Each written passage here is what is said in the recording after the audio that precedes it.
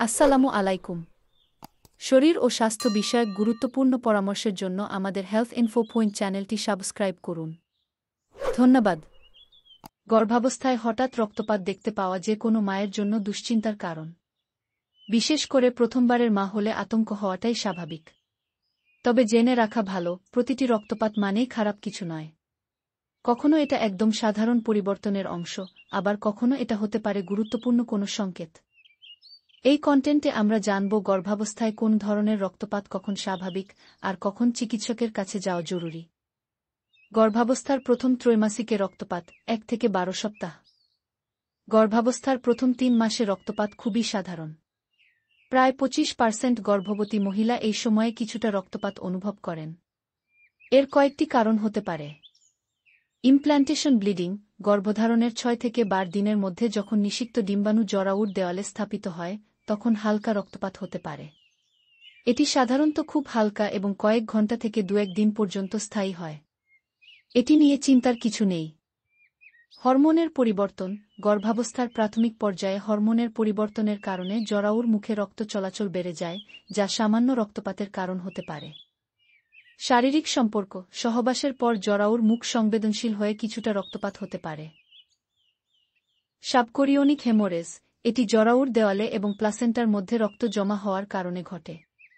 এর ফলে হালকা থেকে মাঝারি রক্তপাত হতে পারে। অনেক ক্ষেত্রে এটি নিজে থেকেই ঠিক হয়ে যায়, তবে কিছু ক্ষেত্রে এটি উদ্বেগের কারণ হতে পারে। একটোপিক প্রেগন্যান্সি, যখন নিষিক্ত ডিম্বাণু জরায়ুর বাইরে, সাধারণত ফ্যালোপিয়ান টিউবে স্থাপিত হয়, তখন এটি ঘটে। এটি একটি জরুরি অবস্থা এবং এর ফলে তীব্র পেটে ব্যথা, কাঁধে ব্যথা এবং যোনিপথে রক্তপাত দেখা দিতে পারে। মিসক্যারেজ বা গর্ভপাত, প্রথম ত্রৈমাসিকে রক্তপাত গর্ভপাতের একটি গুরুতর লক্ষণ হতে পারে।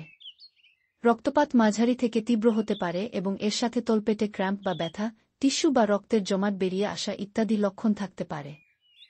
গর্ভাবস্থার দ্বিতীয় ও তৃতীয় ত্রৈমাসিকে রক্তপাত 13 থেকে 40 সপ্তাহ।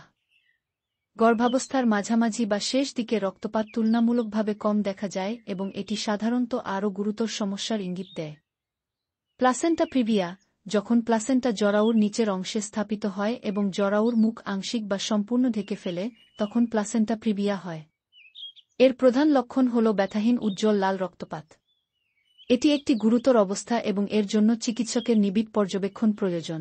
প্লাসেন্টাল অ্যাব্রাপশন, যখন প্লাসেন্টা জরায়ুর দেওয়াল থেকে প্রসবের আগেই আংশিক বা সম্পূর্ণভাবে বিচ্ছিন্ন হয়ে যায়, তখন এটি ঘটে। এর লক্ষণ হল তীব্র পেটে ব্যথা, জরায়ুতে টান ধরা এবং গাঢ় লাল রক্তপাত। এটি একটি জরুরি অবস্থা এবং মা ও শিশুর জীবন ঝুঁকির মধ্যে পড়তে পারে। প্রিম্যাচিউর লেবার, 36 সপ্তাহের আগে প্রসবের লক্ষণ দেখা দিলে তাকে অকাল প্রসব বলে। এর লক্ষণগুলোর মধ্যে রক্তপাত, শ্রোণিতে চাপ, পিঠ ব্যথা এবং জরায়ুতে সংকোচন অন্তর্ভুক্ত। জরায়ুর মুখের সমস্যা, জরায়ুর মুখের পলিপ বা সংক্রমণের কারণেও রক্তপাত হতে পারে। শো বা শ্লেষ্মা প্লাগ, প্রসবের কাছাকাছি সময়ে জরায়ুর মুখ নরম ও প্রসারিত হতে শুরু করলে শ্লেষ্মা প্লাগটি বেরিয়ে আসে, যা সামান্য রক্ত মিশ্রিত হতে পারে। এটি সাধারণত প্রসব শুরুর একটি ইঙ্গিত। কখন ডাক্তারের কাছে যাবেন? গর্ভাবস্থার যে কোনো পর্যায়ে রক্তপাত দেখা দিলে অবিলম্বে ডাক্তারের সাথে যোগাযোগ করুন।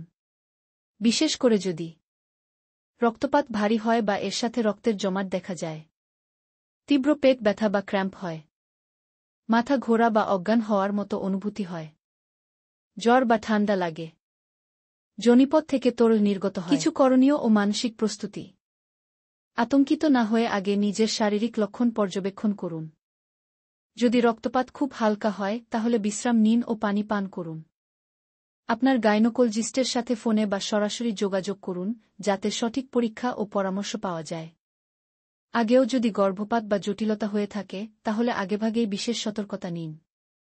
গর্ভাবস্থায় রক্তপাত মানেই শেষ নয়।